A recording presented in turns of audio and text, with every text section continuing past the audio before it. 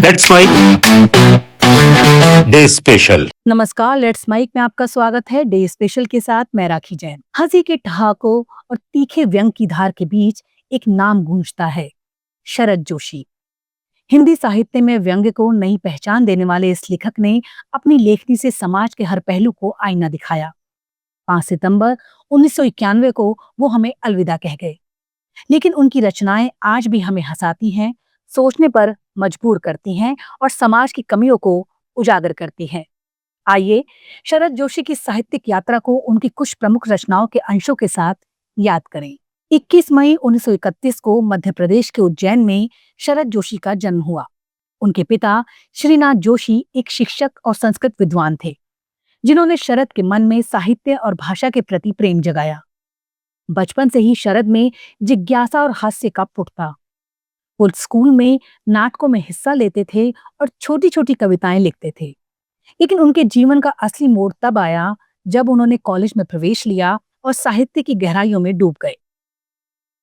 इंदौर के होलकर कॉलेज से स्नातक करने के बाद शरद जोशी ने मुंबई विश्वविद्यालय से हिंदी और संस्कृत में एमए किया। पढ़ाई पूरी करने के बाद उन्होंने कुछ समय तक अध्यापन किया, लेकिन उनकी आत्मा साहित्य और लेखन में बसी थी। 1950 के दशक में वो दिल्ली पहुंचे और ऑल इंडिया रेडियो में स्क्रिप्ट राइटर के रूप में काम शुरू किया। यहीं से उनकी लेखनी में व्यंग की धार तेज होने लगी। उनके रेडियो स्केच में हास्य और सामाजिक टिप्पणी का मिश्रण था। जैसे उनके लेख प्रतिदिन में एक जगह है कि हमारे देश में भ्रष्टाचार इतना सहज हो गया है कि लोग भ्रष्टाचार को भ्रष्टाचार नहीं बल्कि एक जीवन शैली मानने लगे हैं। शरद जोशी ने हिंदी व्यंग्य को एक नया मुकाम दिया। उनकी किताब परिक्रमा ने सामाजिक और राजनीतिक विसंगतियों पर तीखा प्रहार किया। इस किताब का एक अंश हमें उनकी शैली की झलक देता है।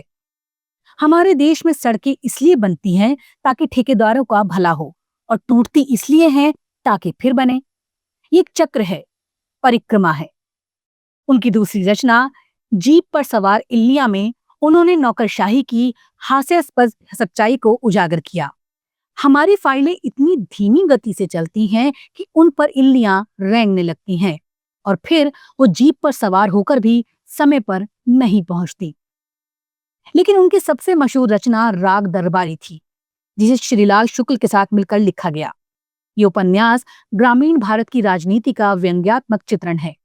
इसमें वो लिखते हैं, यहाँ सब कुछ बिकता है सिवाय ईमान के, क्योंकि वो पहले ही बिक चुका है।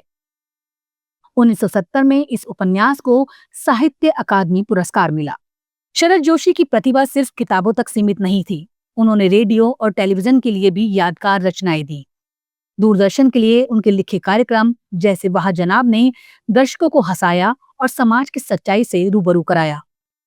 उनके एक स्केच में वो कहते हैं, हमारे यहाँ नेताजी का भाषण शुरू होने से पहले ही लोग तालियां बजाने लगते हैं, क्योंकि वो जानते हैं भाषण में कुछ नहीं होगा।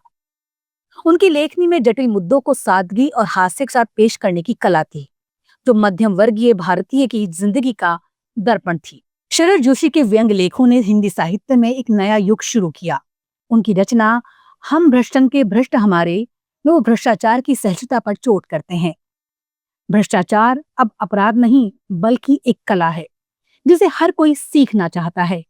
उनके लेख नया इंडिया, नवभारत टाइम्स और हिंदुस्तान जैसे अखबारों में छपते थे, जहां वो प्रतिदिन कॉलम लिखते थे। उनकी एक और रचना यथासंभव में वो लिखते हैं, हमारे देश में यथासंभव का मतलब है जितना संभव हो उतना टाल दो।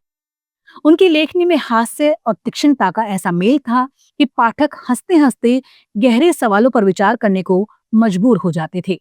शरद जोशी की प्रतिभा ने सिनेमा और रंगमंच को भी छुआ। उन्होंने मणिकौल की फिल्म उत्सव और बसु चटर्जी की चमेली की शादी के लिए संवाद लिखे। चमेली की शादी में उनके हल्के फुल्के लेकिन गहरे संवाद, जैसे शादी का मतलब है एक गधे को चुनना और उसकी सवारी करना, ने दर्शकों का दिल जीत लिया। उनके नाटक जैसे एक था गधा उर्फ अल्लाहदाद खान ने रंगमंच को हास्य और सामाजिक टिप्पणी का अनूठा मिश्रण दिया। इस नाटक में वो कहते हैं, हर गधा अपने को घोड़ा समझता है और हर घोड़ा गधा बनने की राह पर है। शरद जोशी का निजी जीवन उनकी रचनाओं जितना ही रंगीन था। उनकी पत्नी जयंती जोशी एक मराठी लेखिका थी। उनकी बेटी नेहा जोशी ने भी साहित्य और पत्रकारिता में कदम रखा। शरद जोशी को फूलों और प्रकृति से गहरा लगाव था, जो उनकी रचनाओं में बार बार झलकता है। वो अपने दोस्तों और सहयोगियों के बीच अपनी हाजिर जवाबी और गर्मजोशी के लिए जाने जाते थे। शरद जोशी को उनके योगदान के लिए कई पुरस्कार मिले, जिनमें साहित्य अकादमी पुरस्कार और पद्मश्री शामिल है। उनकी रचनाओं ने न केवल हिंदी साहित्य को समृद्ध किया, बल्कि व्यंग्य को एक सम्मानजनक विधा के रूप में स्थापित किया। वो कहते हैं, हास्य वो हथियार है जिससे आप बिना खून बहाए सच्चाई को सामने ला सकते हैं। उनकी ये बात उनकी हर रचना में साकार होती है। 5 सितंबर 1991 को मात्र 60 साल की उम्र में शरद जोशी ने इस दुनिया को अलविदा कहा, लेकिन उनकी रचनाएं आज भी जीवित हैं। राग दरबारी, परिक्रमा और उनके असंख्य व्यंग्य लेख आज भी पाठकों को हंसाते हैं और सोचने पर मजबूर करते हैं। उनकी लेखनी ने हमें सिखाया कि हास्य सिर्फ मनोरंजन नहीं, बल्कि समाज को बदलने का एक शक्तिशाली माध्यम है। आप सुन रहे थे लेट्स माइक की विशेष प्रस्तुति। इस पर आपकी राय का रहेगा इंतजार। लेट्स माइक के कमेंट बॉक्स में जरूर बताइएगा। आप सब लीक से हटकर बनाए गए हमारे कार्यक्रम पसंद करते हैं, इसके लिए आपका दिल से आभार। चैनल को लाइक और सब्सक्राइब जरूर करिए और जुड़े रहिए लेट्स माइक के साथ। नमस्कार। आप सुन रहे थे Let's Mic more than radio. Follow कीजिए हमें हमारे सोशल मीडिया प्लेटफॉर्म्स पर। It's time for news.